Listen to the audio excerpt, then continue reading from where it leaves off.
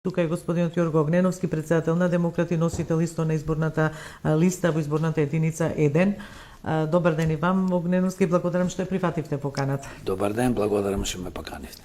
Еве, благодарам што и ги согледавте сите овие информации, почекавте малку, меѓутоа еве, дознавме дека уште денеска и утре ќе има мирно време и за вашите активности, ама од среда веќе и малку дождливо, или не ве попречува дождот во кампањата? И како ја оценувате истата, како се одвива? Па видите, ние како демократи, дали врни, не врни, правиме секојдневно кампањи. Кампањата наша си оценувам одлично, со нашите средства што ги имаме, со луѓето по цела Македонија се движиме, имаме во 6 изборни единици, значи представници на листите, така да очекуваме да влеземе во собрание. Демократи треба да влезат во собрание, затоа што треба да има некој баланс во тоа собрание. И нашата работа да направиме се, да се бориме се, разбира, со помош на граѓаните, гласачите, да ни дадат довербата за да ја представуваме Македонија и граѓаните од и како што тргнало последните 33 години, за жал Македонија се распаѓа и не може повеќе само да биде СДС, ДПМН, ДУИ, да има тие представници уште на две партии, тие сите си соработуваат, се разбира, на свој начин. Друго, еве да кажам слободно, ние имаме големи потешкоти во кампањата, бидејќи сите финансиски средства, 97% ги зедоа партиите кои што имаја, велам, своји представници во собрание, тоа е катастрофа. Изборите се нови, почнуваме од нула, никој не сме да има предност, но тие ги зедоа парите, зедоа времето по телевизиите, ние имаме 10 секунди, пример, еден спот, тие имаат реклами со минути, поточно немаат реклами, јас ги викам документарци. Спотови, така да не зборувам за билбордите, нас ни се понуде билборди низ Македонија, што останаа, немаше за Битола, немаше за Штип, немаше за други места, се разбира, бидејќи све овие партии ги зедоен. И ние како во некоја четврта група, еве ви, што ќе ви остане, па имаме нешто билборди, околу 15-20 така, реагирате околу можностите за представување пред граѓаните дека практично сте на маргините, условно речено, партиите што не сте со представник во собранието. Тоа е, видете, тоа е не е, јас го викам овој изборен закон и криминален, бидејќи кога ти донесиш закон во твоја, да биде во твоја предност, а ти го носиш законот, бидејќи имаш доволно пратеници во собрание, а тие се здружуваат овие сите партии кои што имаат свој представници, поготово кои што имаат повеќе представници, носат закон против сите други учесници на изборите. Значи, ние се бориме со нешто невозможно. Еве да кажам, нека знаат граѓаните. Да дадеме можност само на почетокот и господјата Добрила, па потоа ќе продолжиме, извинете. Партиите отидовте во помала коалиција, меѓутоа не со овие, со некој од овие две големи партии. Исто и вие, Огненовски, како демократи, настапувате сами. Гледајќи начинот на кој се одвива кампањата, пораките, народот што се собира на тие митинзи, дали ве обесхрабрува или напротив?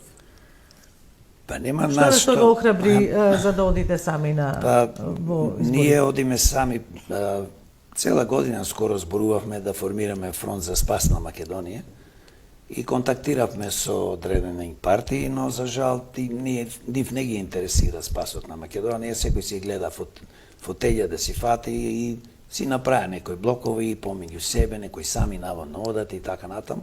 Не можевме да најдеме ништо заедничко, а мислевме дека ако направиме мојќен блок, ќе можеме да се спротиставиме многу поуспешно и да земеме доста пратеници, за да не можат да го контролираат собранието, законодавниот дом, но тоа не се случи. Бидејќи ние како демократи сме честни луѓе, имаме биографија, генерално ние не сме политичари. Тука имаме во Македонија одредена група на луѓе кои што цел живот се занимаваат со политика. Тие се борат многу за да седат на тие фотељи, бидејќи тие немаат од каде да друго да заработуваат. Значи, тие луѓе се опасни за политиката, кои што само се политичари наводно. А еден пример ќе земам во развиените држави, како Америка и други држави. Така, вие на 3 децени сте живеели и сте функционирале во Заврши Америка. приказната со некој дали е претседател на држава или е во Сенат, заминува, после си работи во приватно или државно, не е битно, негде работи, не се бави понатаму, како што имаме случаи кај нас 30 години, 25 години политичари. И за нас што е најважно, сакаме ние народот да сватиме, јас сум дел од народот, да сватиме дека ние немаме никаква перспектива со одредени партии кои што биле на власт 33 години и дека треба во собрание да имаме разноликост. Демократи треба да бидат во собрание, да се спротистават, бидејќи кај нас имаме една приказна, наводно се спротиставуваат и одма после трчаат во некои коалиции, па ги делат тие директорски места, министерски и така натаму.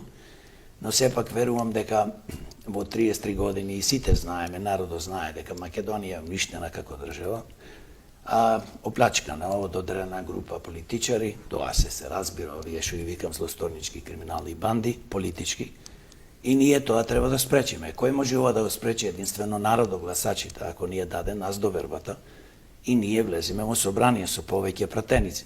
Значи, ние не можеме самите да се изгласаме, но можеме да го мотивираме народот и секојаш да ја кажуваме вистината и нашите предлози околу програмата се тие што можат да ја движат Македонија во прав правец, кога зборуваме како да се уништи тој политички стопански криминал, митото, корупцијата. Зборуваме како да се развие една врвна светска економија, како да си ги задржиме младите овде, да имаме високи плати, минимална, не просечни плати, тоа е една манипулација со луѓето просечна плата. Минимална плата да биде примерно 1000 евра денес, а не после 20 години. Како да имаме подобри болници, а не мртовечници. Како да имаме подобро образование, го униште образованието, животната средина, значи пензионерите катастрофални пензии, тоа ние предлагаме. Така, Геновски, за вас предизвик исто единицата, зошто? Па затоа што тука да му кажам на тие лидери од овие, наводно јас не викам по големи политички партии, злосторнички издруженија СДПМ не дуи. Така вие така си. И како што кажа дека ќе станат пратеници, па ќе се повлечат после за повисоки функции, дали се тоа министерски или премиерски и така натаму. Да им кажам дека нивното време поминува. Дека тие нивните партии поточно се тешко криминализирани партии кои што 33 години уништуваат оваа држава и ги иселија младите, ги избркаја, едноставно ни ги уништија фамилите, све уништија. Ако почнам да зборувам, дуте треба да зборувам, но знаеме дека тие партии имаат тешки криминалци кои што се по затвори или беа по затвори, прогонувани, имаат дела по судови и така натаму. Знаеме тоа, да се спротиставам и да им кажам, а не можем вака на дебата, бидејќи ние не можеме со нив да излеземе, затоа што, така да речем, медиумите поставуваат, не суочуваат со нив да им кажам, но сега можам да им кажам дека еден ден, независно на овие избори што ќе се случи, верувам демократи ќе влеземе. Јас како носител во изборна единица 1 ќе бидам пратеник на народот, и она вистински пратеник, а овие сите што ќе станат од тие партии злосторнички, кажано здруженија, тие се луѓе кои што досега ја уништуваа Македонија, помагаа во уништување на Македонија преку нивните партии, бидејќи сите овие луѓе се многу години членови или учествувале во распаѓање и уништување на нашата држава и за мене ова е предизвик, а исто, еве со ова што го кажувам, народот да го слушни и да не гласа за нив. Знам дека тие имаат одредена група на луѓе, ги заплашуваат, веќе и нашите членови луѓе, активисти по Македонија не ги заплашуваат.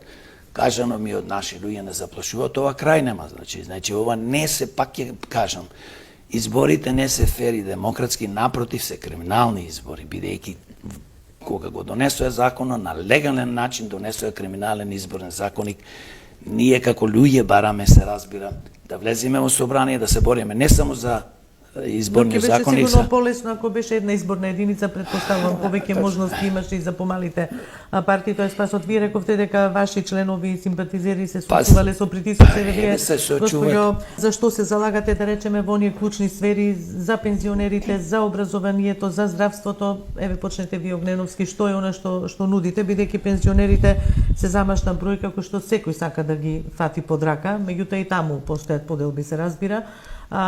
Нудите минимална пензија, нели? На кој ниво? Ајде да почнеме со пензионерите, па да завршам и за 4-5 точки што се најважни. Значи, пензионерите се оставени на милост и немилост. 97.000 пензионери земаат по 13.000 минимална пензија, па до 200.000 имаме негде по 22-3.000 и така натаму. Пензионерите, значи, кој што кажав, се наши родители, баби и дедовци и така натаму. И ние како луѓе пред се имаме голем проблем што пензијата не смее да биде на некоја основа се зборува линеарна, 5.000, 4.000, не. Ние велиме пензијата треба да биде минимална колку минималната плата. А пензионерите кои што му фалат година, 2 и 3, се многу сиромашни, државата да му го откупи тој стаж, бидејќи се откупува, има некој закон.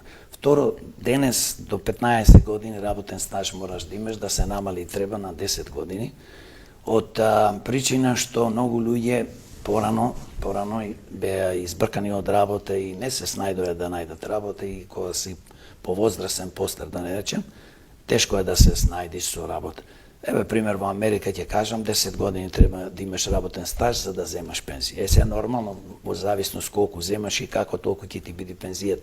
Но бидејќи кај нас пензиите се екстремно ниски, 13-12.000 и така натаму, не можеш да живееш на ова скапотија, ние велиме да биде поврзано со минималната плата. Не е проблем за тие 60-70.000 што земаат, тие земаат доволно пензии. И второ, ние се залагаме, значи покрај домови да се има и све друго, на пензионерите да имаме државна фирма која што ќе оди дома, тие што живеат дома, ќе им помага, дали ќе не е само лекари додат медицински сестри, тоа што се подразбира, да им помага и со проблемите што ги имат. Некои луѓе не можат сами да се контролираат, па околу лекови да набавува намирници, храна и така натаму. Друга работа што е за нас важна покрај пензионерите, важно е ние да го уништиме овој политички криминал. Значи, без уништување на политичкиот криминал, а најопасна форма на криминал е политичкиот криминал, тоа го кажувам, кој што стимулира, потикнува и поддржува стопански криминал, мито и корупција. Затоа што ако вас премиерови е криминалец и... Што во тој дел еве, како до сузбивање на организираниот криминал и корупцијата? Па сузбивање единствено само честни луѓе да влезат во собрание. Нема друг начин да се донесат закони ригорозни. Значи, во судството да се направат реформи, значи, ние секојаш велиме, не можеш ти во судството реформи да правиш 20-30 години се зборува реформи. Значи, тоа се прави, доаѓа луѓе квалитетни, честни, се носи закон во собрание, 3 месеци, 90 дена се чистат сите суди, се тргат, се почнува од нула и се бараат суди кои што се најквалитетно со големо животно и работно искуство. Не можете вие суди да ставате... Но и со интегритет, без интегритет, така, без интегритет, меѓутоа, ова може би некој ќе ви забележи сега. Да, нека забележи кој сака, јас веќе имам си на друга работа, да кажем, покрај ова што треба. Да, нема проблем. Економијата, без економија. Значи, ние нема никош да имаме здравство, број 1, затоа што е ламија здравството, троши огромна сума на пари, нема да имаме образованието троши пари, па нема да имаме ни пензии поголеми, нема да имаме ни да имаме пари за да можеме да средиме животната средина, инфраструктура да не зборувам. Значи економијата број 1, не постои земја во светот што оди напред без економија.